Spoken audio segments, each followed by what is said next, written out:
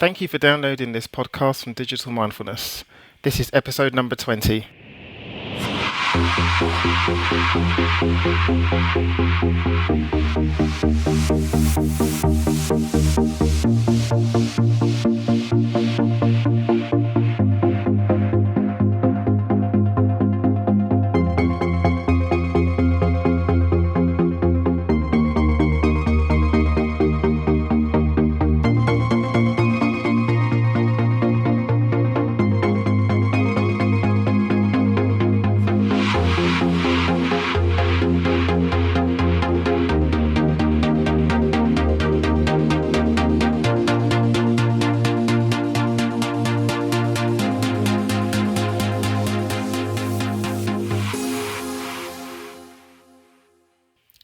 Welcome to Digital Mindfulness.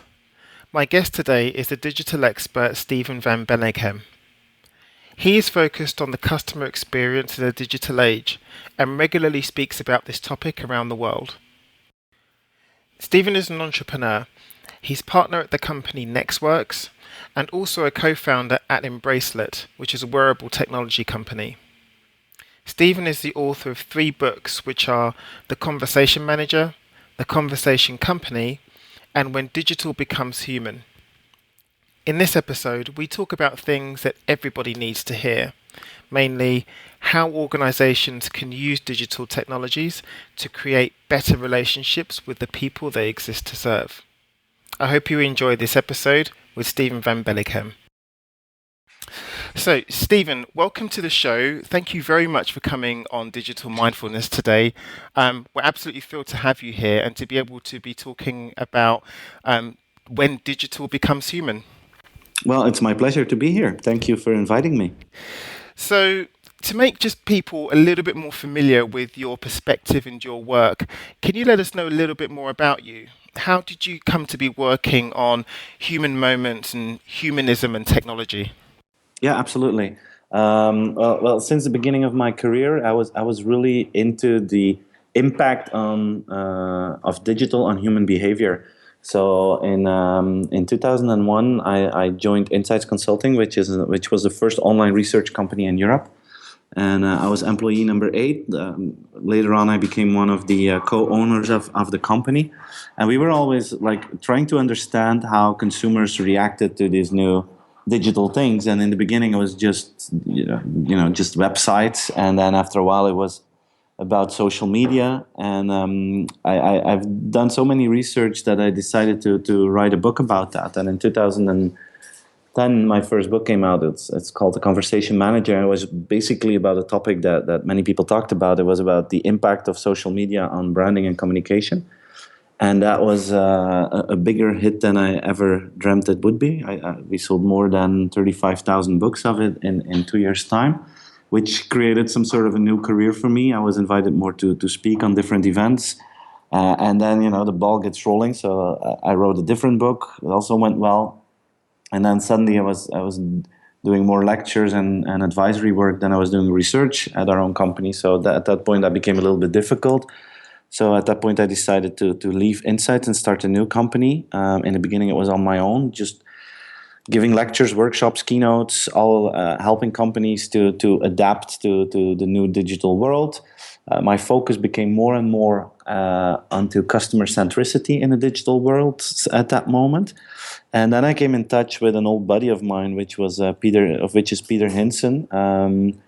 He is an entrepreneur. He had different companies, and he was looking for something else as well. So we decided to bring the forces together. And one of our first things that we've done was organize a trip to San Francisco and Silicon Valley with a group of European senior executives. And we wanted to take them over there to understand the spirit of innovation and to see what was going on.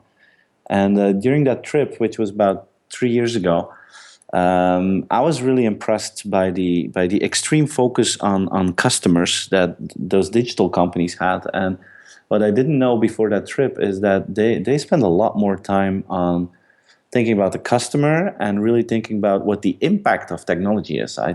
Before that, I was really focusing a lot on technology, but now I'm convinced that it's not about technology, it's about the impact that technology has on people. And those digital companies were already thinking about, okay, how can we, make sure that we're not a cold rational type of company, but that we add some emotion to the relations with our customers, because that's what people going to want a few years from now. And that was really, I was really intrigued by that, and that gave me the idea of my latest book, which is called When Digital Becomes Human, because at that point I was really convinced that the future is not just to be good in digital, but also to reinvent the role of humans in your organization. Because what you see is that the consequence of the digital transformation is that you will have a human transformation. The role of humans will not stop, like many people think, but the role of humans will definitely be different than they are today. And things got rolling, and I did some research. I talked with a lot of people about the topic, and I was really passionate about it. And now in the last 2 years, that's what I've been doing, talking about that and trying to learn more about that. See, now this is absolutely fascinating, and of course, this is pretty much what we focus on here at Digital Mindfulness. Yeah. In terms of right, how do like improving that human interaction with technology. So, I'm thrilled to get into all of this with you. But how would you describe human or organizational relationships or interactions with technology at the moment? Oh, that's a difficult question. I think there are two sides of the story. I think you have society, and you have, let's say, people in society that are working with technology, and a lot of companies are afraid that the market will not follow, or that their employees will not follow. But I don't fully agree with that, because if you look at people's households, they have the latest technology. iPads just came out 6 years ago, and everyone has one, or at least some sort of a tablet. And people are used to work with technology. Even my 65-year-old mom describes her holidays now based on the quality of the Wi-Fi that she has in different hotels and in different restaurants. So, and she never touched a computer in her entire life, but now she has different purses or different iPads, a big one and a small one, depending on the purse that she has to take. So I'm pretty convinced that people deal in a pretty good way with technology. I think the issue is in bigger corporations, that they underestimate how important technology has become for people, both their employees and their customers. Technology is like our sixth sense today. And if it doesn't operate well, it's like if you don't see well enough anymore, then you need glasses or lenses. Well, if your technology doesn't work, it kind of feels the same. So the expectations are pretty high, and I think we're reaching this point of zero tolerance towards digital failure. Yeah, we've seen it in the news, right? The last few weeks, Facebook was out a few times. That's world news at that moment. No one talks about IS or politics anymore. At that moment, when Facebook is out, we have a real world problem to solve, which is getting Facebook back on air.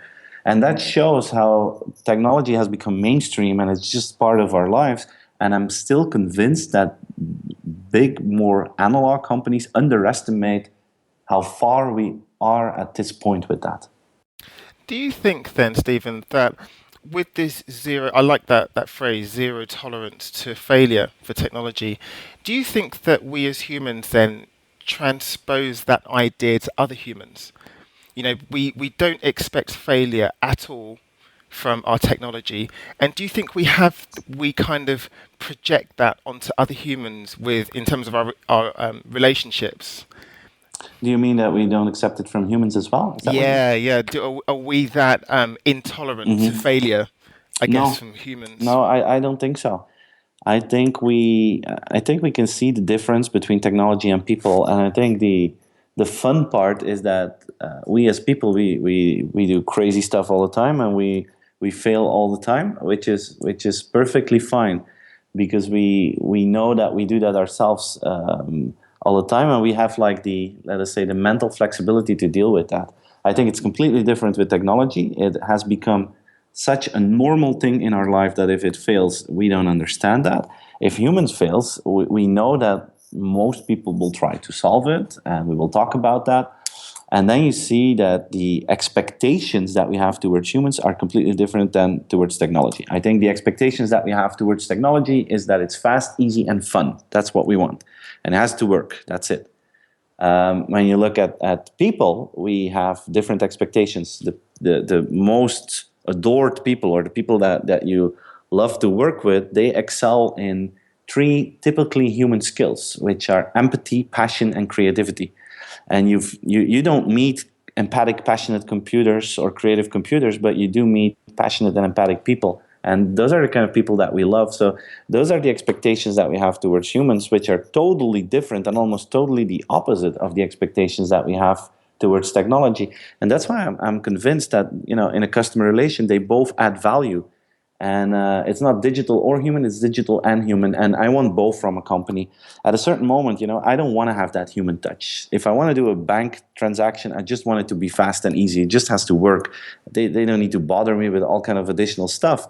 But maybe during that even same day, I change completely and I have an issue and I really want to have an in-depth conversation with someone from that bank, and I want them to understand me. I want them to show passion for my problem, and they have to be creative to come with some sort of a solution for me. That could happen on the same day. The bank cannot predict when that will happen. They have to offer both possibilities to me, and me as a customer, I want to choose at those between those options at the moment that I think it's right to choose either one of those options. That's really interesting because you could use that same example for health and medicine and Hmm. wealth and wellness, couldn't you? Insofar as I don't know. I mean, there are so many parts of the medical process which are being automated, but having that human interaction with a doctor or a nurse is incredibly important still. Exactly. I fully agree. And there, the technology are the medications or the tools that doctors use in hospitals or at home. You just want those things to work. That's it. You don't like the side effects. It just has to work. But at a certain moment, maybe when you're feeling uncertain, when you had recent surgery and things Yeah. aren't working out, you just want to talk with someone and you want them to listen to you. I fully agree with that. And that's the empathy right there, isn't Exactly. it? Exactly. Do you think that this can ever be imitated or aped by technology or by software, that we can actually kind of input empathy into Mhm. machines, or that we can input creativity and compassion into machines? I'm pretty convinced that there are a whole bunch of smart people that are trying to do that right now. And you see it happening, right? One of the things that fascinates me is the whole thing about the Turing test, that Yeah. they try to imitate human behavior, and people have to guess if it's a computer or a human. And at this moment, most people still can guess who the computer is and who the human is, but probably 5 or 10 years from now, it will be a different ballgame. Which means for companies, at a certain moment, they will have to choose between programmed empathy and real empathy. And I'm pretty convinced 5 to 6 years from now that the programmed empathy will be pretty good, and the virtual assistants will be pretty good, and that they will have a lot of advantages compared to the humans. The digital assistants will be available 24/7. They are never ill. They're always friendly. It's always up to date, their data, and so on. So we shouldn't make the mistake of thinking that it will be less good. I think it will be fantastic. And I'm also sure that people will prefer the programmed or fake empathy above real unfriendliness. I don't think anyone likes authentic unfriendliness. But at the same time, I'm also convinced that nothing will beat the real human touch. But that's a mistake that a lot of companies make. They think that, okay, the human part, we have humans, so we're done with that. No, we only need to do the digital part. But I totally disagree. I think the digital part will be the easy part. You can buy it, you can program it, you can outsource it. But the human part is something that you will have to do every day. It's about making the business personal. And companies that succeed in that will be successful. And I'm really convinced that we will like or prefer the real personal stuff above the programmed stuff. But it will be really hard for a lot of companies to perform better than the virtual assistants. That's what my assumption is at this moment.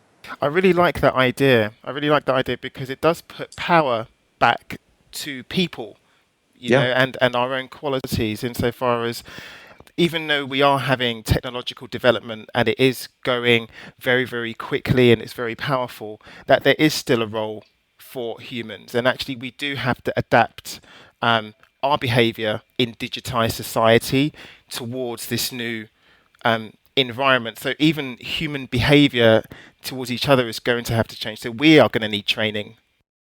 Absolutely. Absolutely, and I think the message of hope is actually that the human part of the world will become more important every day that digital is increasing in frequency. Because what's happening now is, for example, look at a bank. The number of visits to a bank retail place, a retail outlet, has decreased with a factor 10,000 in the last 10 years. So a lot of people think because of that, the importance is going down. But I disagree with that. The only thing that's going down is the frequency.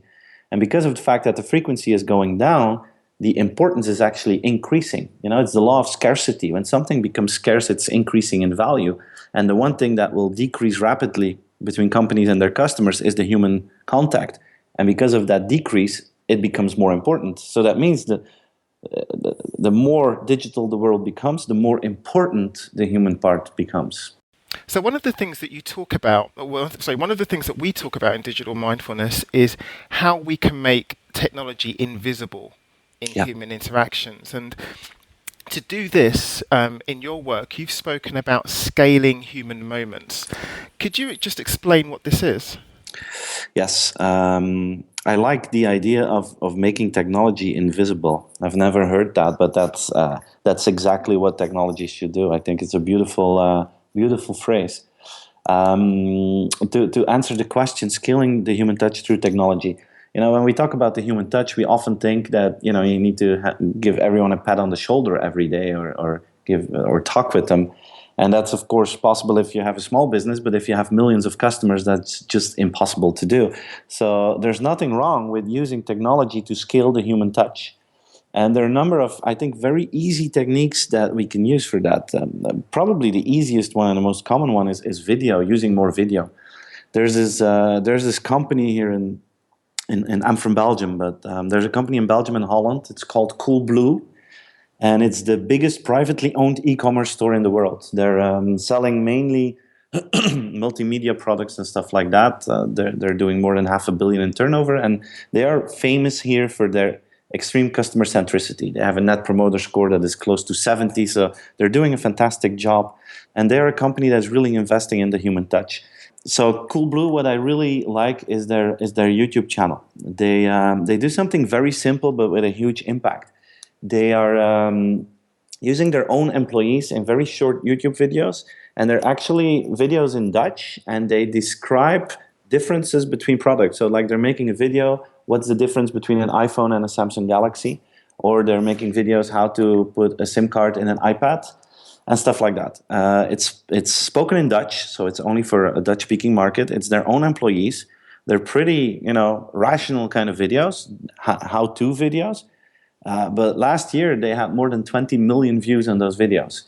And I talked with the owner of that company, and I told him, "Tell me something more." And he said, "Well, at a certain moment, we were thinking about what will we do? Will we make animated videos or videos with real people?" And he said, "I'm an e-commerce company. We never see our clients in real life, so I definitely want to show that we are real."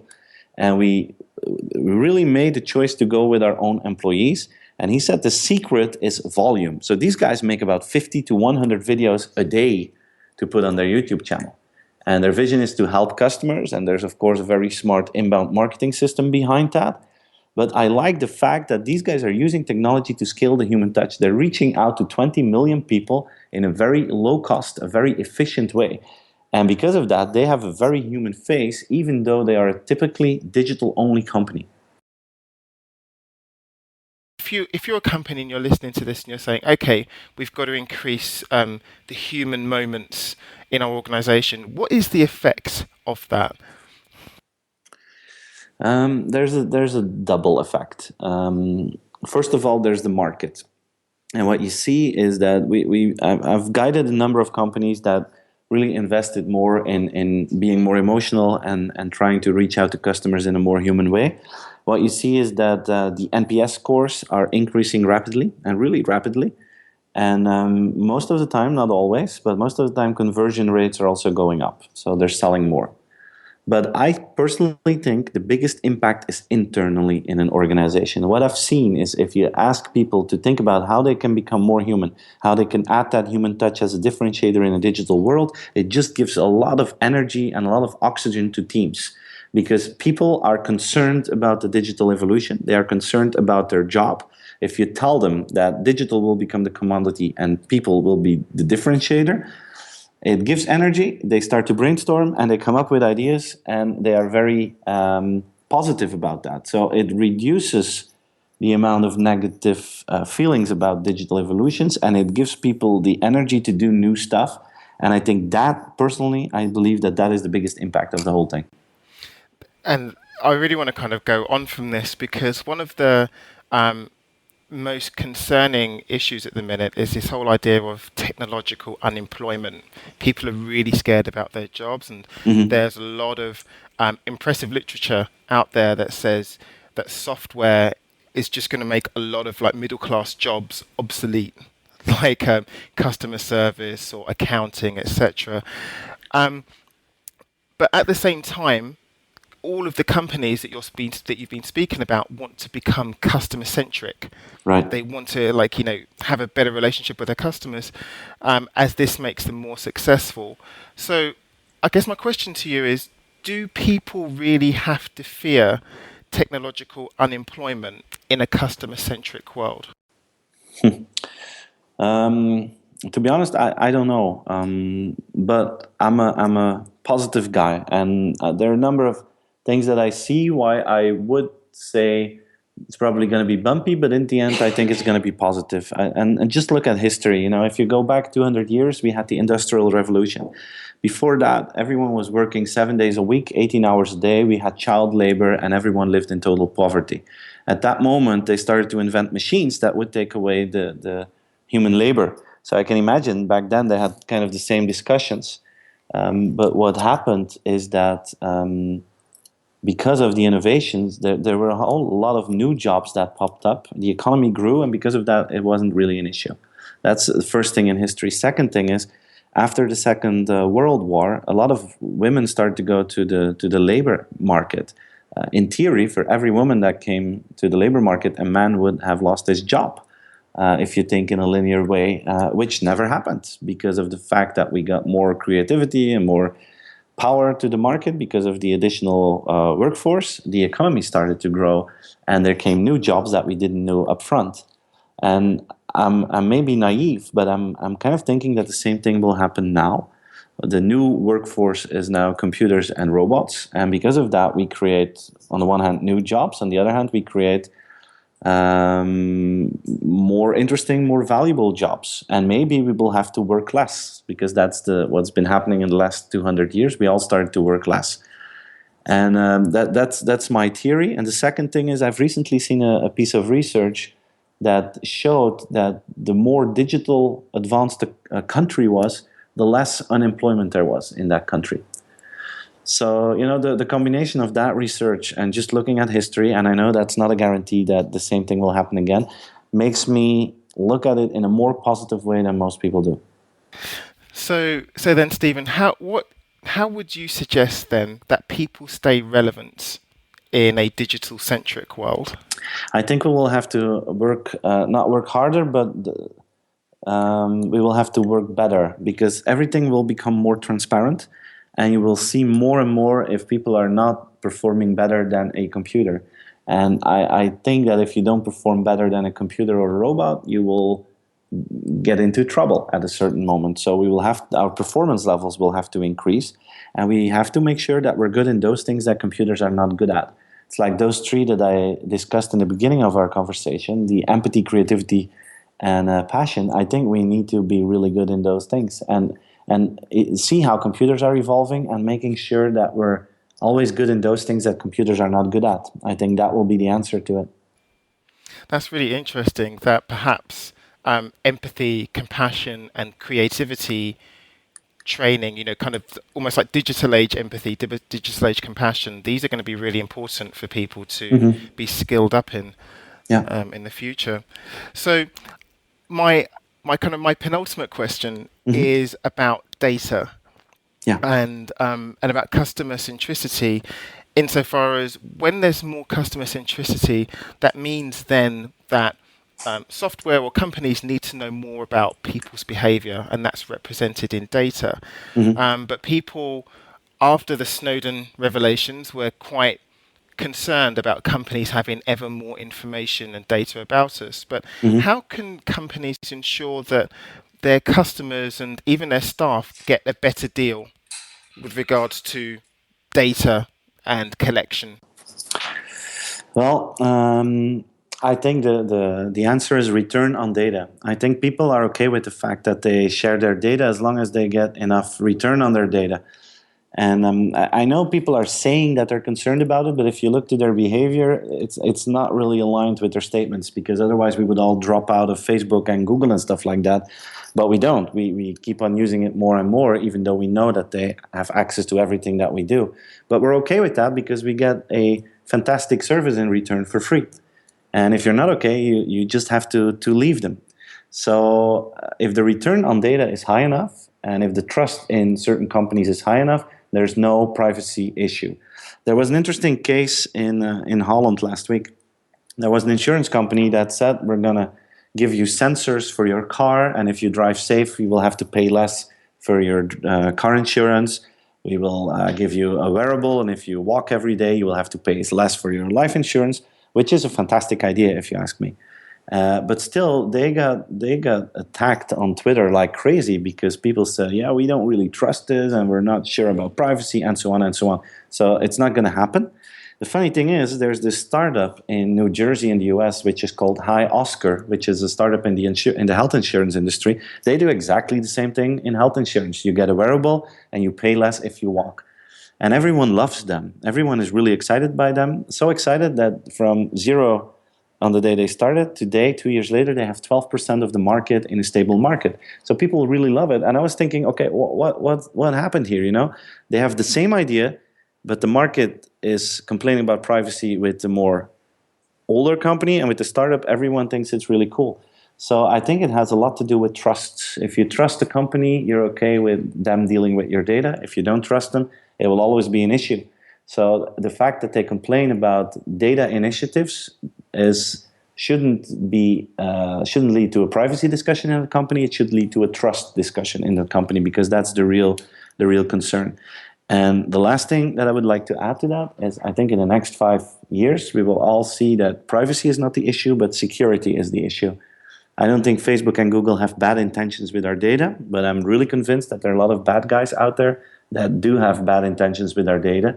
And I'm also concerned that we don't protect ourselves enough against those bad practices. And I'm pretty sure 5 years from now, we will all have some sort of digital security in our homes, cars, and everywhere we go, just that we have good locks now in our houses for physical thieves. Yeah. So I think that's a little bit my opinion on that. Yeah, yeah.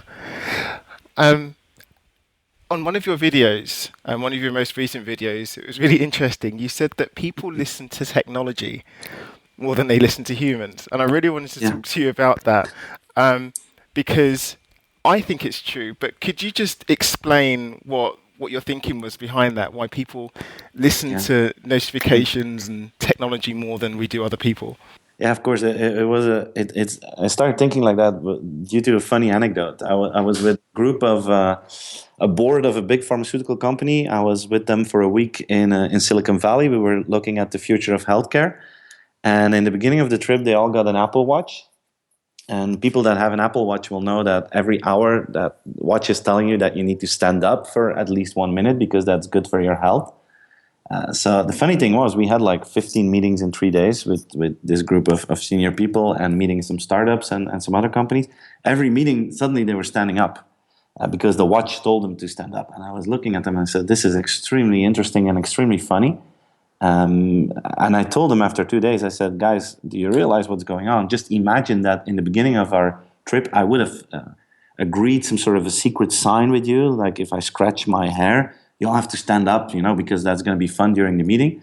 I think they would have put me on the first plane back to Belgium, because that would have been the most stupid idea in the history of their life. But if the Apple Watch tells them to stand up, hey, then it's cool to do it. And then I looked around and I looked at my own profile, and then I suddenly realized that you do listen to technology more than to other people. It's like on my Apple Watch, I have this app that tells me when I have to put suntan lotion on, because of the UV index at a certain moment. And the funny thing is, if my watch tells me to put suntan lotion on, I do it. If my wife asks me to do that, I start to argue about it. So it's really painful to see how you listen more to a piece of hardware and software around your arm than to other people. Why do you think that is? Why do you think that we would obey our machines more than our human counterparts? I think it's a combination of the coolness of these new gadgets. Maybe that will decrease over time as well, but the fact that people see all these things happening, they think it's cool, so they play along. But you also, and that's maybe different than with people, you also get rewards. They give you medals. They pat you on the shoulder the entire time if you're doing good things. So if your watch tells you to stand up and you stand up, 2 minutes later, it congratulates you. So you get a lot of positive feedback from the technology if you do what it asks you to do. So maybe as humans, we have to give each other more positive feedback, and then we start to listen to each other as well. I don't know. Would be a cool experiment to try it out. You know, it's really interesting you say this because we just had a discussion with BJ Fogg, who runs the Persuasive Technology Lab in Stanford. And one of the things that he says that's important with our interactions with technology or getting people to develop good habits is that success breeds success. Mm-hmm. So if you can positively reinforce someone that, like, well done, you took 5,000 steps, or well done, you stood up, then that encourages people to develop good habits. And Mm-hmm. so it was interesting that you spoke about this on your video, and I'm just wondering how you think that we could maybe weave that into that whole idea into kind of organizational interaction, say with either their staff or with Mm-hmm. their customers, that if we are ready to believe what machines say and to act upon their advice, I'm wondering, how do you think that could be used to maybe improve customer relations? Or That's a very good idea. I've never thought about that. But I was just thinking while you were talking, the fact that if you do 5,000 steps, maybe the first time you want to tell that to your friends that I've done 5,000 steps, but you don't want to brag about it the entire time, right? But your watch or your phone or whatever thing knows that you've done it, so you get a reward without bragging about it. And maybe that's an interesting thing. I've talked with a lot of people that are in customer service, and very often they are frustrated because they're doing so many good things, and it's invisible for the organization. And it's only like the bad things pop up at a certain moment, and that just wipes out all the positive efforts that they've done. What if we could find some sort of a system that if a customer service individual does something fantastic for a client, that the computer can recognize that, and because of that, something positive happens or pops up somewhere else in the company, so that it becomes transparent without that person having to brag about it, because people don't want to brag about their good stuff the entire time. That's just not part of our culture. But if we could automate that a computer brags about you, that could be cool. that could be cool. Brilliant. Stephen, where can people find out more about you and your work? They can definitely visit my website. So it's Steven van Belleghem with a GH. So it's a kind of difficult name, but that's where they can find me. They can find me on Twitter as at StevenVBE, and on YouTube they can find me if they want to see presentations of me. I have a SlideShare channel where all my presentations are available. So I have a lot of content out there that I'm happy to share with everyone. Fantastic, and I'll definitely make links to all of these Thank in you. the show notes. Thank you. But Steven van Belleghem, thank you so much for spending time with us today. I really, really appreciate it. Was my pleasure. Thanks for inviting me. It was fun. I hope you enjoyed that episode. Steven's take on the ways that people can stay relevant in an increasingly digitized environment is incredibly important. We should all be taking more notice to develop our empathy, compassion, and creativity. If you like this, please leave us a comment on iTunes or SoundCloud, as this really helps us. Until next week, when we talk with more amazing people improving life in the digitized age, take care.